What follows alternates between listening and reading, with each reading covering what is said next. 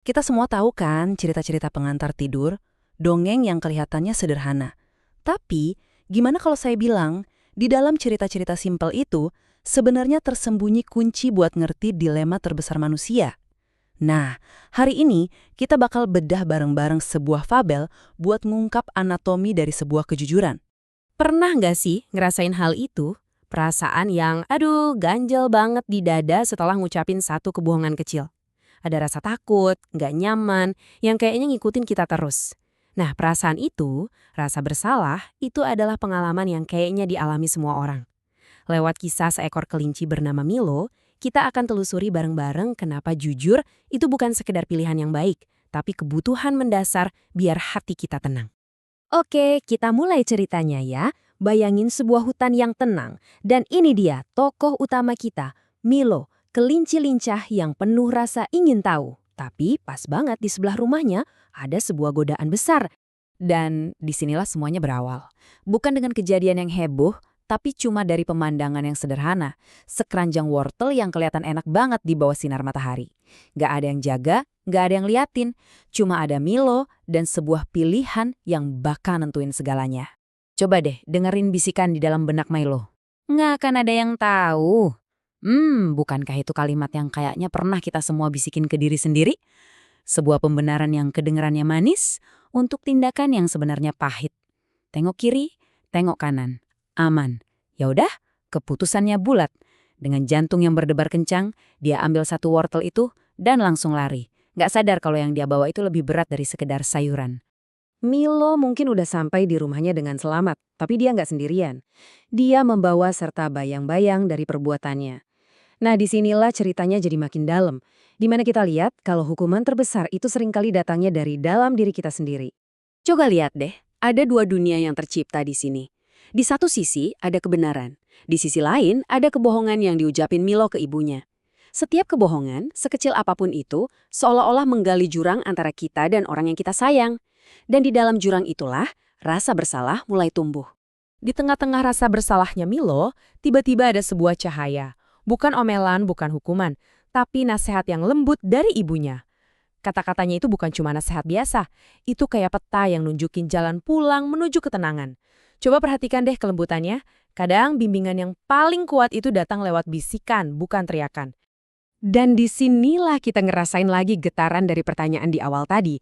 Rasa nggak nyaman itu sekarang punya nama hati yang berat. Ini bukan kiasan loh, ini adalah beban nyata dari sebuah kebohongan yang neken jiwa kita dan nyuri kedamaian kita.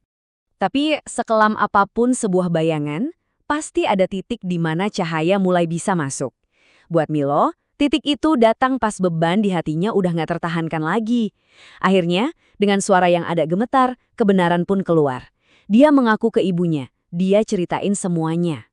Pengakuan itu bukan tanda kelemahan loh, tapi justru langkah pertama menuju kekuatan yang sesungguhnya. Nah, coba deh, kita perhatikan prosesnya baik-baik. Kejujuran sejati itu ternyata bukan satu tindakan tunggal, tapi sebuah perjalanan. Dimulai dari ngakuin, terus sadar kalau salah, lalu mutusin buat minta maaf, dan diakhiri dengan tindakan nyata.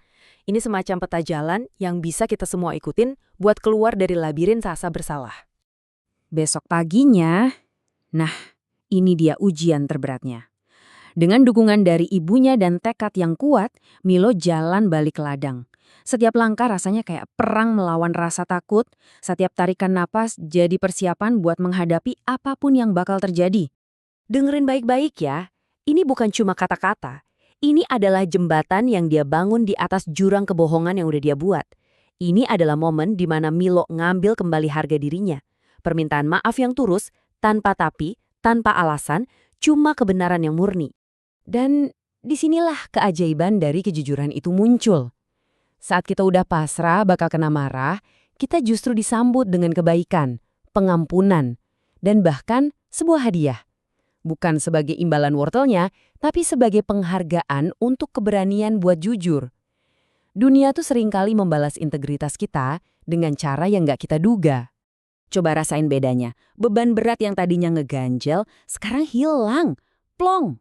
Kegelapan udah diganti sama terang. Inilah hadiah sejati dari kejujuran, bukan wortelnya, tapi kebebasan. Kebebasan dari rasa bersalah dan kedamaian yang cuma bisa ditemuin dalam kebenaran. Oke, perjalanan Milo emang udah selesai, tapi pelajaran buat kita justru baru aja dimulai. Yuk kita kumpulin kepingan-kepingan pelajaran yang udah kita dapat tadi, dan kita lihat gambaran besarnya. Jadi sebenarnya apa sih kejujuran itu? Cerita Milo ngajarin kita kalau jujur itu lebih dari sekedar ngomong apa adanya. Kejujuran itu ibarat udara yang kita butuhin biar bisa bernapas lega. Itu fondasi di mana kepercayaan dibangun. Dan itu kompas yang nuntun kita menuju kedamaian sejati. Nah, inilah inti dari pelajaran Milo. 4 pilar kebenaran yang bisa kita bawa dalam kehidupan kita sehari-hari. Pada akhirnya, cerita ini kan bukan cuma soal kelinci atau wortel. Ini tentang kita. Ini kayak cermin yang nunjukin kalau jalan yang paling gampang itu jarang banget jadi jalan yang benar. Dan kedamaian sejati itu cuma bisa ditemuin setelah kita berani buat jujur. Dan sekarang, pertanyaan itu saya lempar ke Anda.